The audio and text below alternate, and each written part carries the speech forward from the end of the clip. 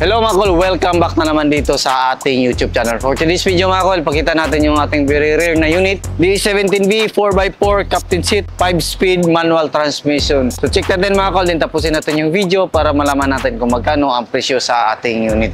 So makita natin, high roof yung unit natin, fully tinted. Then makita natin yung kulay ng ating unit is color red. Yan yung request ng ating client. Dito naglagay tayo ng fog lamp at saka meron siyang signal light at saka park light. Then naka angel eye yung ating ilaw dyan. Then dito makita natin naglagay tayo ng steel bumper.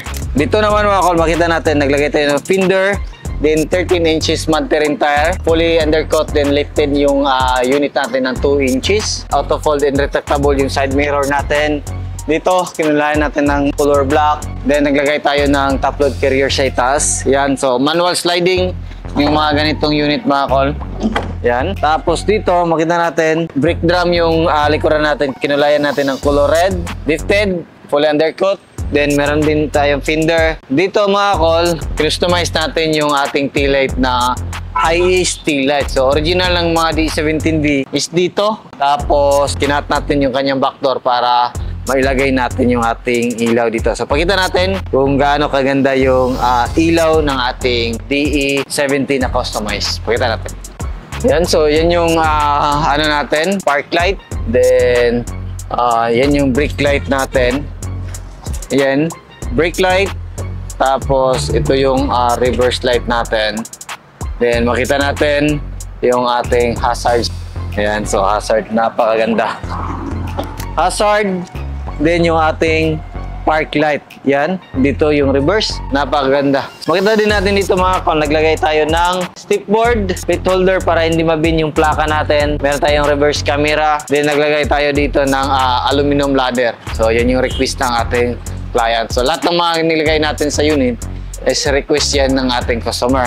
So dito, makita natin, meron tayong third set. Dalawa, left and right. Yan o, napakalamig ng aircon. Nakaandar yung makina natin. Pwede natin gawing storage box. Tapos, brand new yung mating natin. Nakita natin dito. Manual sliding. Naka-plastic cover dito.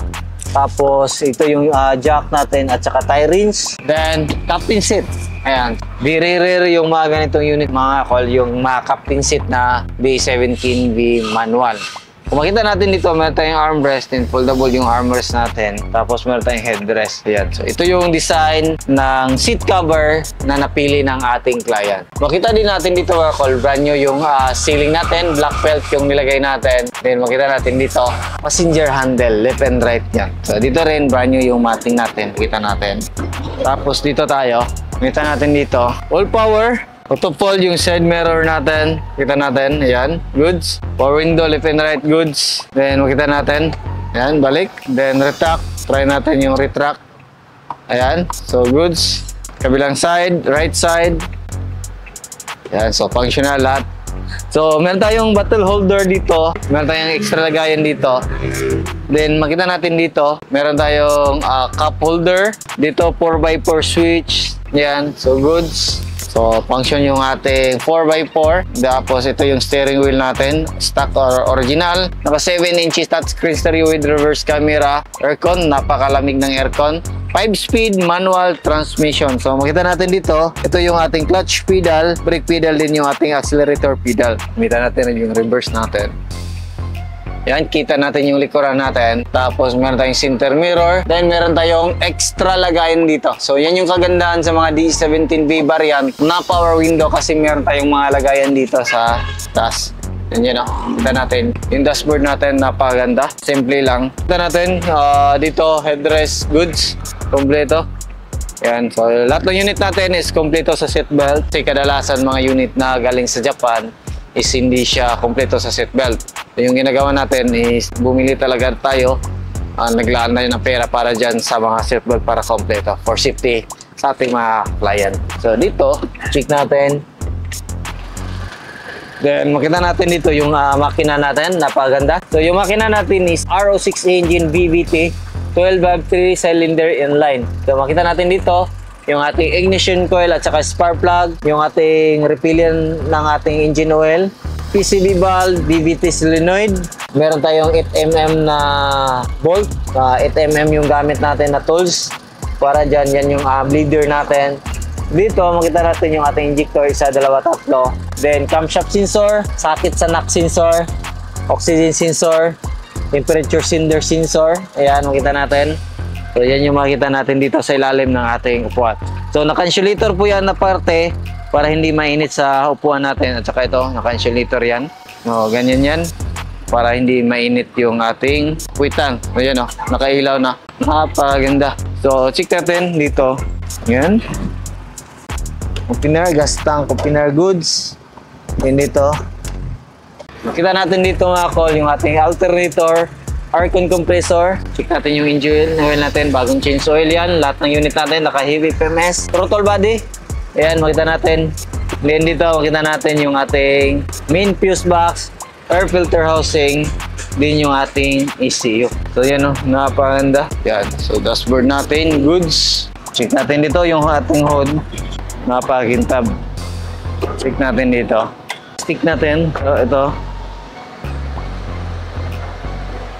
Makita natin dito mga call yung ating coolant reservoir, din yung ating windshield washer reservoir, din yung ating brake fluid reservoir. So yan yung setup natin.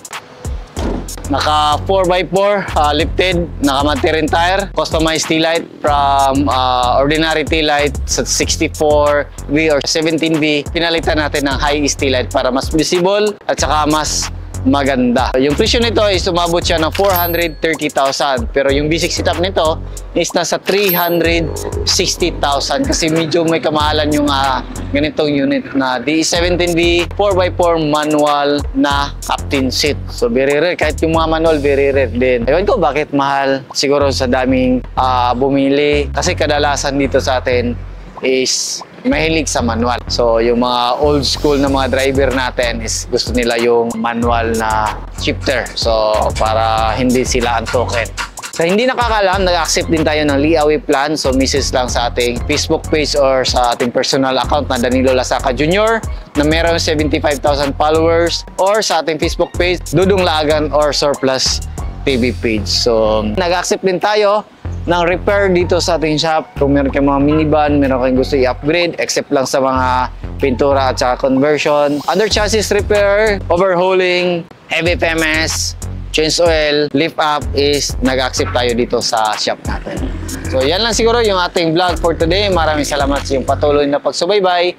Sa bago lang sa ating channel, don't forget to like, share, and subscribe. Then click na rin yung notification bell para updated kayo sa ating next video uploads kayo ito. Ingat po mga call and bye-bye. God bless po sa ating lahat.